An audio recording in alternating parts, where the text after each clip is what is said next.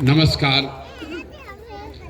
आप अपने गांव के इस प्रांगण में अपने काम धाम को छोड़कर कुछ समय निकाल कर यहाँ आए हैं, इसके लिए आपका आभार व्यक्त करते हैं, आपका हृदय से शुक्रिया अदा कर रहे हैं। देखिए, हमारा नाम है प्रशांत किशोर और हम कोनो नेता ना हैं, हम मंत्री विधायक नहीं थी, हम मुखिया सरपंच भी नहीं हैं।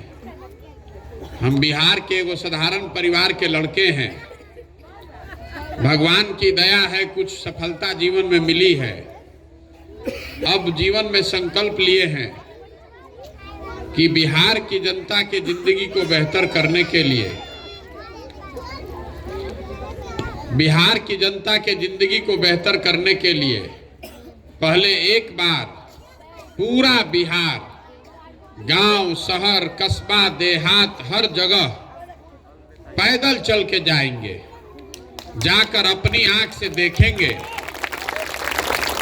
जाके अपना आंख से देखो कि रउआ कौना कष्ट में जियता नहीं, कि आप और आपके बच्चों की क्या दुर्दशा है। देखिए, जितना बिहार में हमने के आदमी रहता नहीं जा, बिहार में सब आदमी सब जानता, लेकिन हमनी के दुर्दशा जन बा वो सुधरत नहीं खे।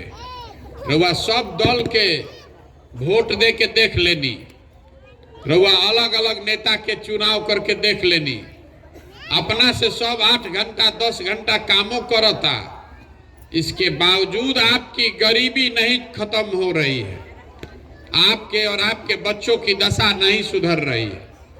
तो जे नेता आवेला, तो जे सरकार में बात वो कहता कि हम बहुत अच्छा काम करता नहीं, आ जे सरकार में नहीं खे वो ओकरा के कहता कि तो कुछ कामे नहीं खन करत। तो नेता के तो यह काम बा, जब सत्ता में नहीं थी तो कहीं कि सब कुछ खराब बा, सत्ता में आ गई तो कहीं कि सब कुछ अच्छा बा। तो हम रवा के दूसर बात बतावे चलल बानी। मान ली कि जे भी सत्ता में रहे, चाहे बा अभी जे सरकार में, जे जौन काम करता, चाहे करे के दावा करता, ओकरा के सही मान लिहल जाओ। मान लिहल जाओ भाई कि 40 वर्ष कांग्रेस के राज रहे, तो कांग्रेस बहुत काम कैलस हमनी खाती। इहो मान लिहल जाओ कि लालू जी 15 वर्ष राज कैलन, तो सामाजिक तौर पर जो गरीब पिछड़े लोग थे उनको आवाज लालू जी ने दे दिया। ये भी मान लीजिए कि नीतीश कुमार 15-17 साल से राज चलावत अड़न, तो बिहार में कुछ विकास हो गई बा। लेकिन अगर सबके बात के, सबके दावा के सही भी मान ले, तब भी हमनी के जो दुर्दशा बा तो आंख के सामने बा। बिहार आज भी देश का सबसे गरीब, सबसे पिछड़ा, सबसे ज्यादा अशिक्षित, सबसे ज्यादा भूखमरी और बेरोजगारी वाला राज्य है। ये बात से तो कोई इनकार ना कर सके। तो हम कहता नहीं भाई, जितना नेता लोग बा सबके हमनी के प्रणाम कर लिहल जाओ, सबके प्रणाम करता नहीं जा कि रवा सब बहुत काम कई नहीं जा। लेकिन इतना तो सबके बुझाता कि जिस रास्ते पर बिहार पिछले 50 साल से चल रहा है, ये रास्ता पर अगला 50 वर्ष भी चलत रह जाते, सुधरे वाला नहीं खे। अगर सुधरे वाला रही तो पहले से जे दूसरा इतना बड़का बड़का नेता बनन तो ना सुधार देता। ये क्यों नहीं सुधार रहा है, इसको समझिए। गलती नेता में नहीं है, गलती आप में और हम में है। रउआ झूठो डफली बजा रहल बानी, आपको लग रहा है कि आप वोट सही दे रहे हैं, नेता अच्छा काम नहीं कर रहा है, सरकार चोरी करता। हम रउआ के बतावे आइल बानी कि रउआ जैसन वोट देता नहीं वो चीज आपको मिल रहा है। नेता गलती नहीं कर रहा है, गलती आपसे और हमसे हो रहा है। अगर नेता आपको ठगता तो नेता एक बार ठगी, दूसरा बार रउआ जान जाती, 2 बार ठगी, तीसरा बार जान जाती।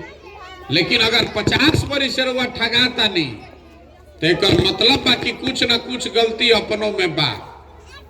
अगर हमार बात पर विश्वास नहीं के हो तो हम रवा के अभी उदाहरण दे के बताओ तनी रवा समझ में आई। देखिए हमने के बिहार में 5 किलो अनाज पर बहुत आदमी वोट देले बाड़न ना 5 किलो अनाज पर। तो बिहार में कतनो भ्रष्टाचार बा, 5 किलो अनाज में 1 किलो अनाज चोरी होता, लेकिन 4 किलो अनाज रउआ मिलता ना। रउआ हम वोट देले बानी जा राम मंदिर के नाम पर। तो बिहार में पढ़ाई के स्कूल बनो कि ना, फैक्ट्री बनो कि ना, लेकिन अयोध्या में राम मंदिर बनता ना। रउआ वोट देले बानी जात के नाम पर। तो घरे घरे जात के चर्चा होता कि नहीं के हो, जात के चर्चो होता, गन्नो होता। रउआ वोट देले बानी बिजली के नाम पर। तो बिजली घरे घरे आइए गइल बा, भले बिल 6000 चाहे 8000 आवता। रउआ वोट देले बानी मोदी जी के फोटो देख के। आपने वोट दिया है मोदी जी का 56 इंच का सीना देख के, नेता का चेहरा देखकर आपने वोट दिया है। तो रोज रउआ टीवी में अखबार में नेता लोग के फूलल सीना चमकत चेहरा लौटते बा। रउआ वोट देता नहीं, रउआ वोट देता नहीं। गुजरात में विकास के कहानी सुन के, तो गुजरात में फैक्ट्री चलते बा, राउआ घर के जवान लड़का जाके गुजरात में मजदूरी करते बाड़न। तो रउआ कौना चीजवा पर वोट देले बानी जो नहीं के हो। हर आदमी बिहार में भाषण बहुत देता, सब आदमी कहता कि शिक्षा व्यवस्था खराब हो गई बा। अभी गांव के आपके बुजुर्ग सज्जन बतावत रहन कि हाई स्कूल एजा लेकिन के पढ़े के नहीं खे। बात तो ठीक बा, होके के चाही। तो हतना आदमी रउआ खड़ा बानी जा, हम रउआ से पूछत तनी मास्टर साहब के सब समर्थन करता ना भाई कि स्कूल तो बने के चाही ना। फिर से सोच के बताई, सब के जा बच्चन के पढ़े खातिर बढ़िया स्कूल बने के चाही ना। देखिए अभी सब आदमी कहल कि स्कूल बने के चाही। तो अभी अपना अपना लइकन के नाम पर एक बार ईमानदारी से बताइए कि अपने जीवन में कभी आपने स्कूल के लिए, पढ़ाई के लिए वोट किया है? कोई कहले बा? तो काहे के गाना गावत नहीं? आपको नेता का क्या जरूरत है? आपको पता है कि अगर स्कूल बन जाइए जा रउआ गांव में, अगर राउर लड़का राउर बाल बच्चा पढ़ी तो उससे आपको फायदा है। ये आपको पता है, किसी प्रशांत किशोर की जरूरत नहीं है। लेकिन रउआ ओकरा पर वोट नहीं दे तो जौन ताला खोले के बाद में चाबी लगेबे ना करब तो खुली कैसे? केकरा के बुर्बक बनावतानी? जहाँ चल जाइए जा आदमी धो लेता, कुर्ता पैजामा पहनल कोई लौक गई तो ओकरा के आदमी धो ली। ए भैया तनी राशन कार्ड दिवा दी, ए भैया तनी नाली गली बनवा दी, ए भैया तनी हमारा के घर में नाम जोड़वा दी। आप भिखार हैं। आपको बाबा साहब अंबेडकर ने, महात्मा गांधी ने राजा बनाने का अधिकार दिया है। जिसका बटन, जेकर बटन हमनी के दबावत नहीं जाऊ है ना राजा बनता। तो रवा जइया बटन दबावे के होता, वो दिन आपन समस्या नहीं खे लौकत। वो दिन लौकता जात, वो दिन लौकता हिंदू मुसलमान, वो दिन लौकता पुलवामा पाकिस्तान, वो दिन लौकता मोदी जी के चेहरा, वो दिन लौकता लालू जी। रउआ वो दिन अपन लइकन के चेहरा नहीं खे याद। तो हम पैदल काहे चलता नहीं? आपन घर परिवार छोड़ के गावे गावे काहे पैदल चलता नहीं? आपसे वोट नहीं मांग रहे हैं, आपको हाथ जोड़कर कहने आए हैं कि अगर आप अपने बच्चों का चिंता नहीं कीजिएगा तो कोई दल, कोई नेता राउर लइका के चिंता ना करी। काहे करी भाई? जब रउआ अपन लइका के चिंते नहीं खे, राउर लइका जाता पढ़े तो पढ़त नहीं खे, पिलुआ वाला खिचड़ी खा के घरे आवता। तो जब राउर लइका पढ़बे ना करी, खिचड़ी खाई तो मजदूर ना बनी तो कलेक्टर बनी। ये बात बुझाए के चाहिए कि ना चाहिए? लेकिन रउआ अपना लइका के पढ़े खातिर वोट नहीं की दे। रउआ तो वोट देता नहीं 5 किलो अनाज पर।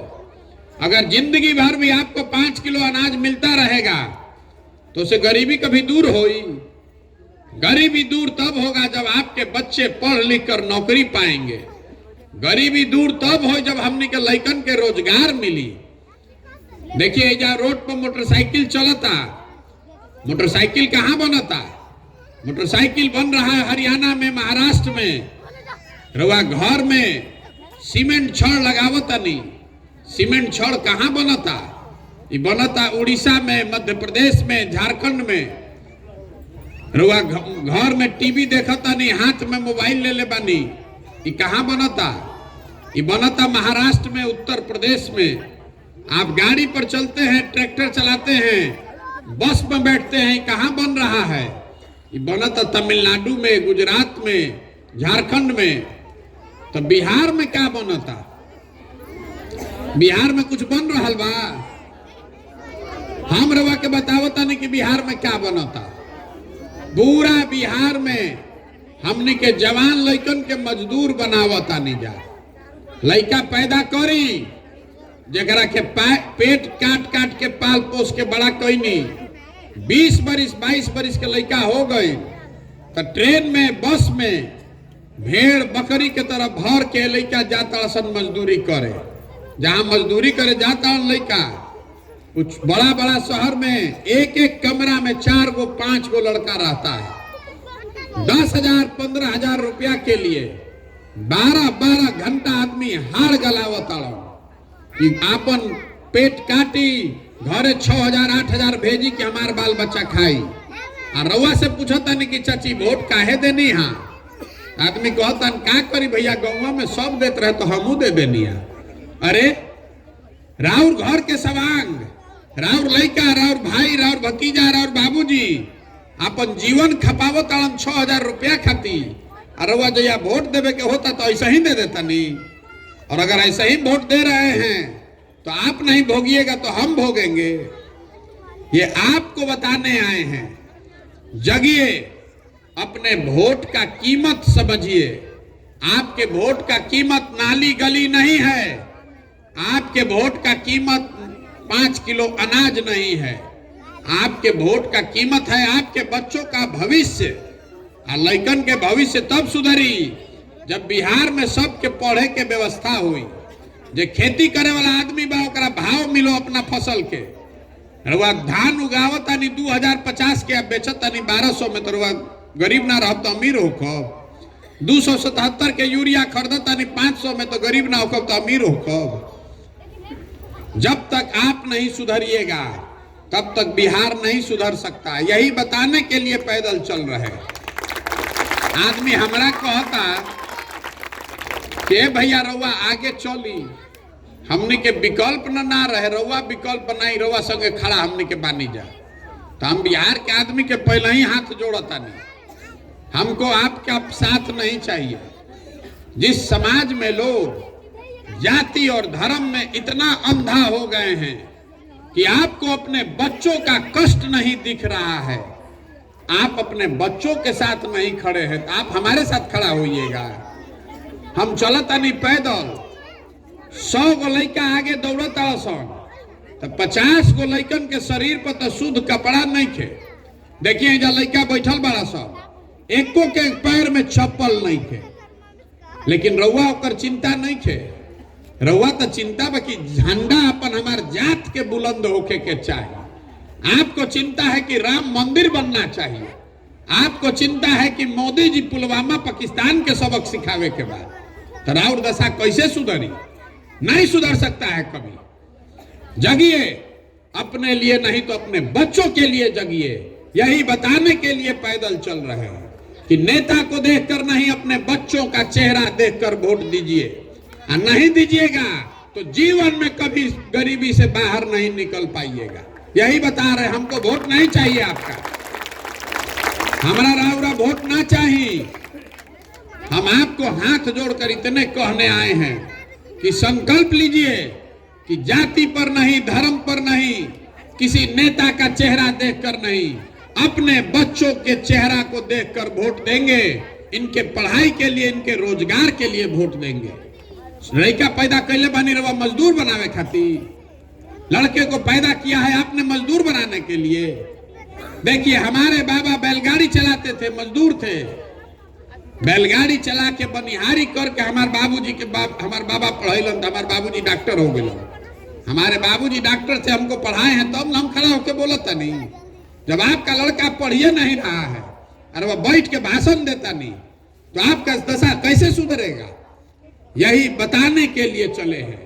समझ में आवे तो इसको अपनाइए, खड़ा होइए कि नहीं भैया हम अपने बच्चे के लिए बढ़िया व्यवस्था बनाएंगे। और ना समझ में आवे तो जेकर झंडा लेके घूमतानी घूमी, लेकिन अगर आप उसी झंडा को जाति धर्म 5 किलो अनाज पर वोट बेचते रहिएगा तो आपके बच्चों का कल्याण नहीं हो सकता है। यही बताने के लिए चले हैं। अब एक बार बिहार खातिर को नारा लगावल जाए, हम बोलब जय बिहार और आपको बोलना है जय जय बिहार, जय बिहार। छपरा के आदमी में ये ततने दम बा, जय बिहार, जय बिहार, जय बिहार।